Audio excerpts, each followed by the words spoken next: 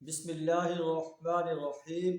عن عثمان بن عفان رضی اللہ عنہ عند قول الناس فيه حين بنى مسجد رسول الله صلی اللہ علیہ وسلم قال انکم اکثرتم وانی سمعت النبی صلی اللہ علیہ وسلم یقول من بنى مسجدا يبتغي به وجه الله بنى الله له مثله في الجنہ.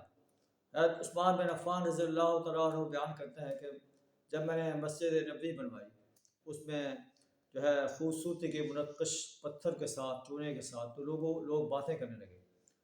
تو آپ رضی اللہ تعالیٰ عنہ نے صحابہ کرام سے عرض کیا کہ تم یہ مسجد بنانے کے بارے میں میرے بارے میں باتیں کر رہے ہو.